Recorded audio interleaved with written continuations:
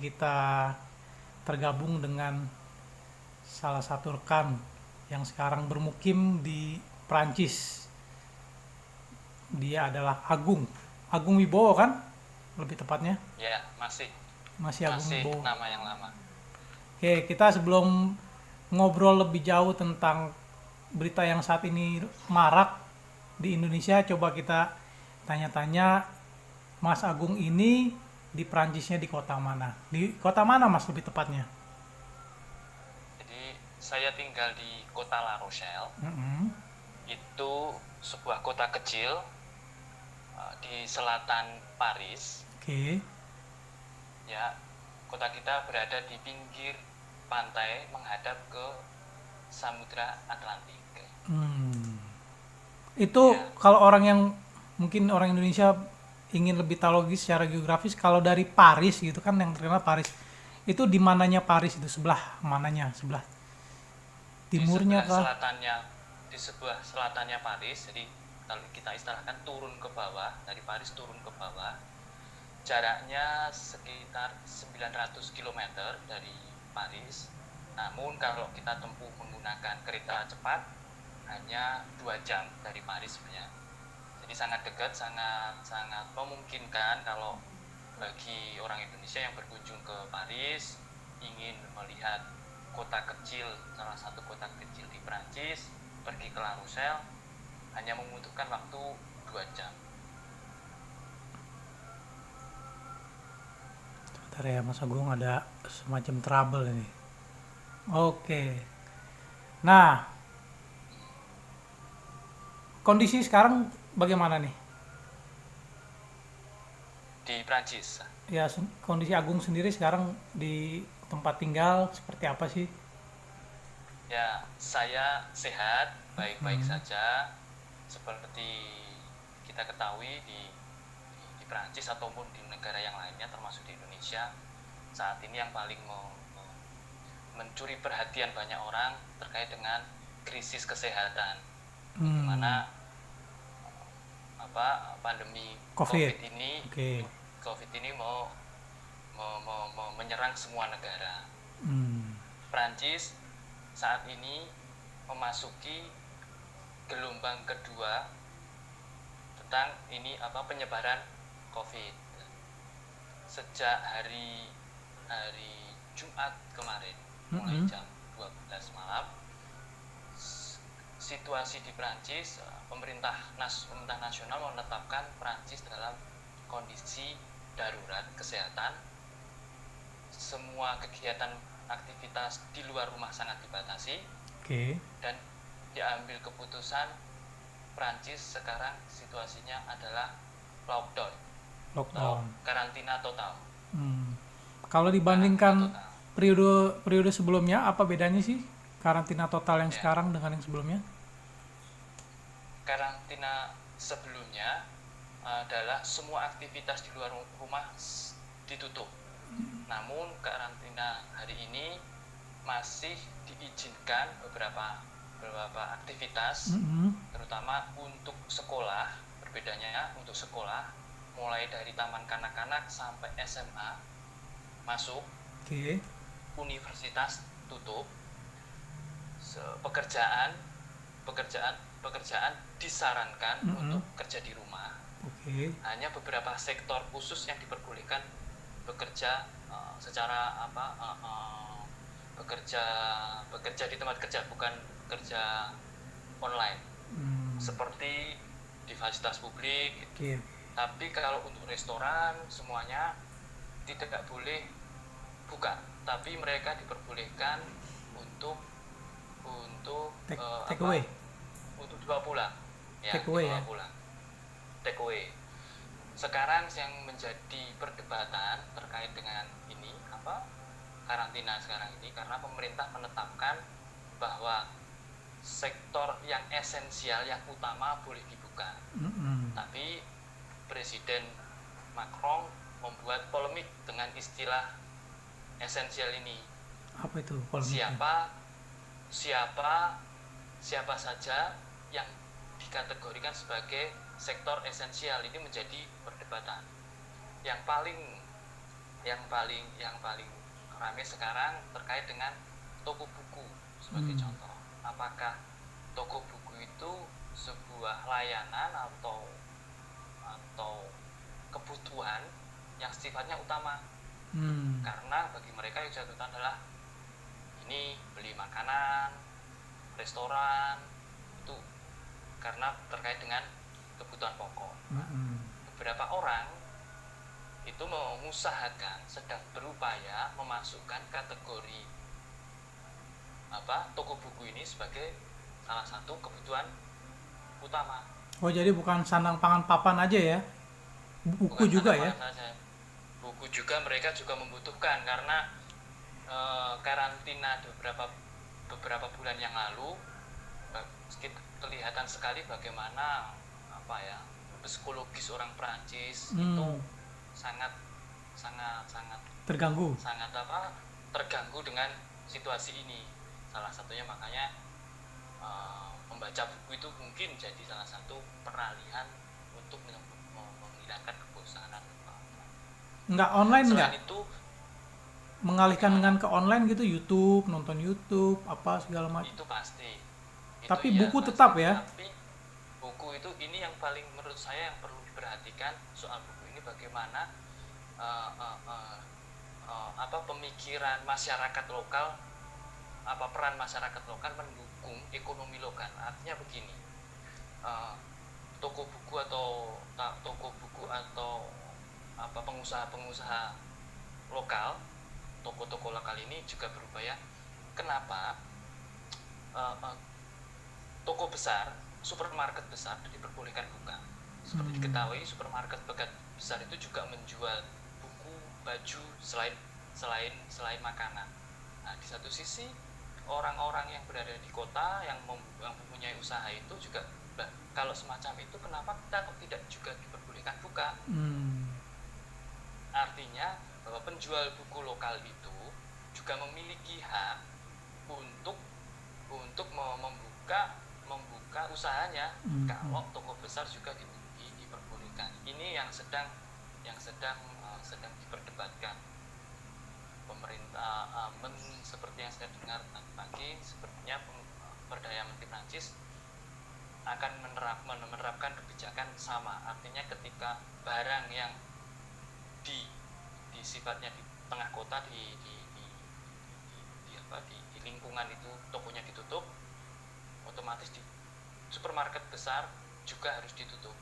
Seperti toko rak buku yang di supermarket besar sepertinya akan juga ditutup untuk mengimbangi kebijakan yang memberi dampak ke warga lokal. Oh, biar adil ya. Kalau gua nggak boleh Biar buka, adil. lu juga jangan gitu. Iya. Ya, sebenarnya tidak hanya tadi buku itu menjadi kebutuhan penting mereka, tetapi bagaimana kebebasan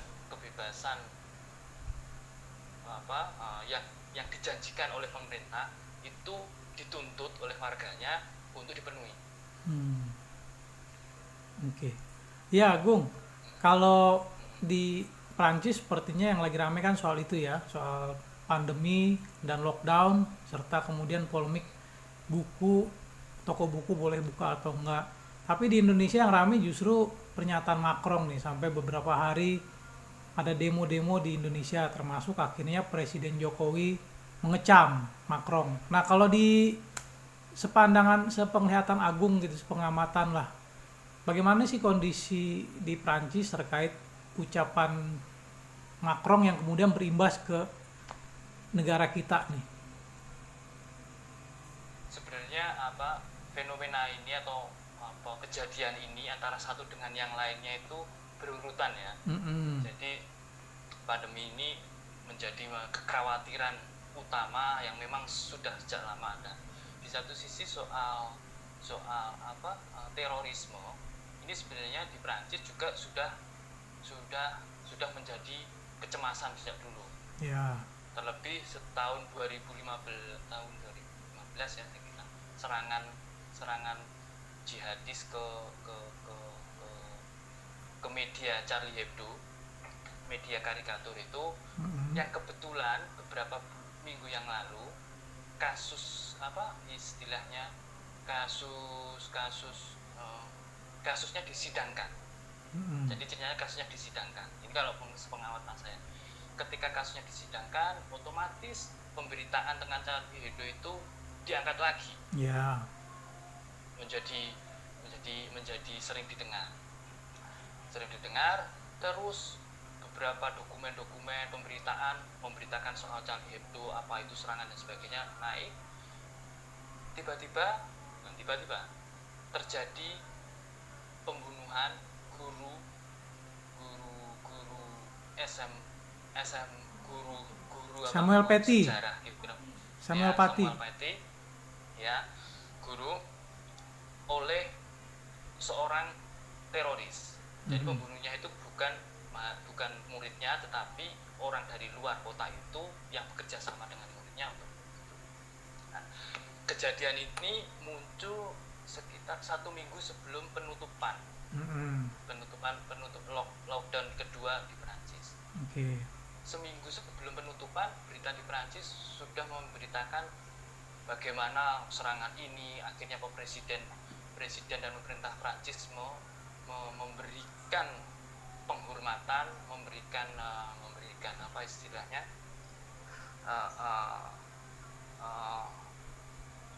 penghargaan khusus kepada Samuel Paty atas kegigihannya mempertahankan istilahnya pilar Republik Prancis. Ketika presiden memberikan sambutannya dalam peringatan pemakaman Samuel Paty ini, ada beberapa pernyataan yang memicu di luar negara soal posisi Prancis terhadap Islam. Ya. Nah, sekarang ini di Prancis orang juga membicarakan soal bagaimana jihad ini, terutama bukan saja pernyataan atau posisinya presiden atau posisi negara terhadap Islam atau terhadap jihad, namun yang menjadi kekhawatiran bagaimana sekarang kekerasan ini semakin banyak. Yang terakhir di NIM ini ada penusukan. Ada salah satu tempat ibadah. Nah, itu menjadi kekhawatiran. Nah, sekarang kecemasan ini hari ini terutamanya, hari ini itu adalah hari pertama masuk sekolah setelah libur. Ya. Setelah libur sekolah kemarin. Nah, libur sekolah kemarin kejadian Samuel Paty itu tepat hari terakhir sekolah, hari Jumat. Karena seminggu kemudian itu kan libur. Artinya sekolah atau lingkungan pendidikan itu hari ini mereka benar-benar dicoba untuk bagaimana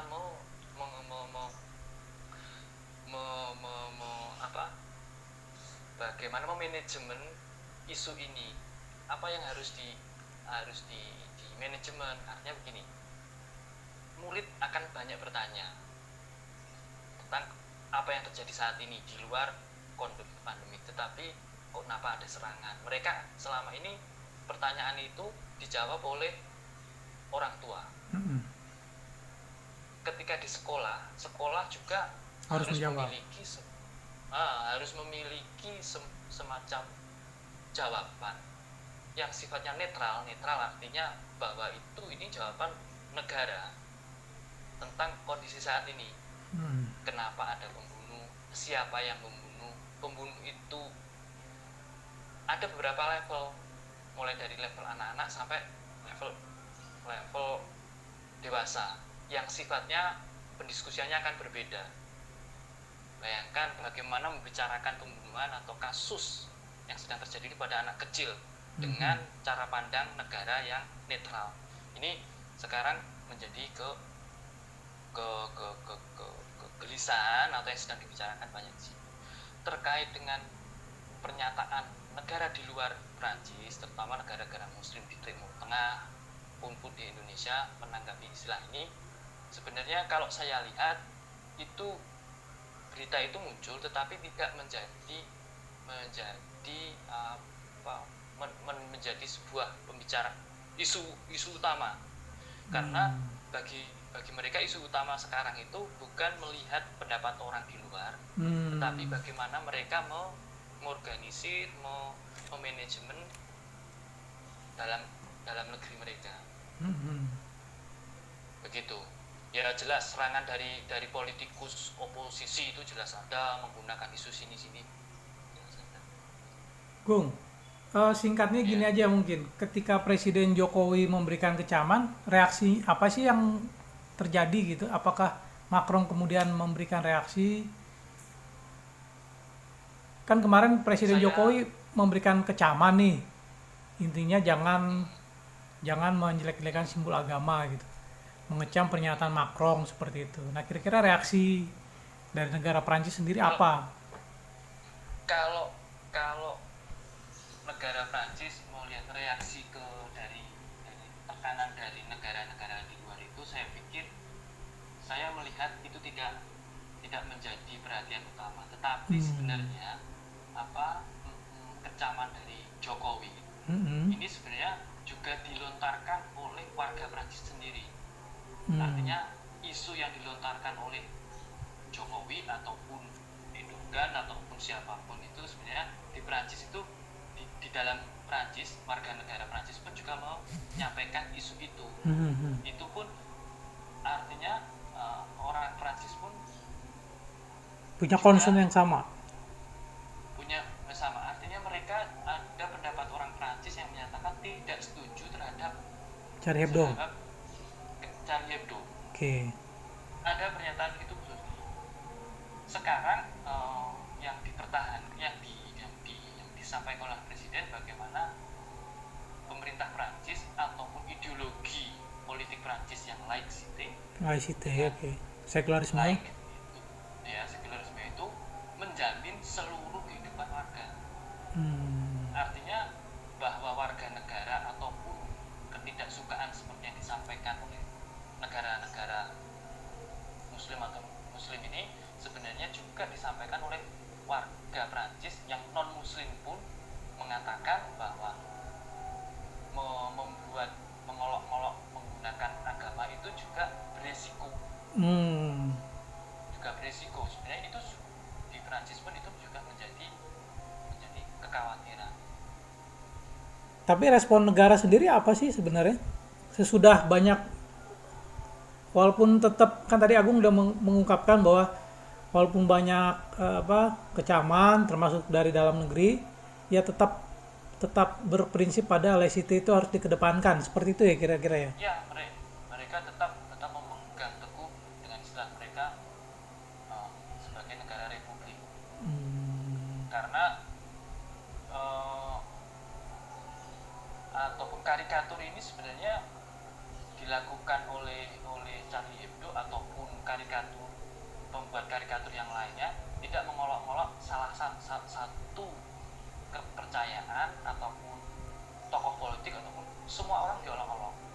Semua agama diolok-olok, semua kepercayaan diolok-olok. Namun ada reaksi yang berbeda. Oke. Ada orang tersinggung. Ya.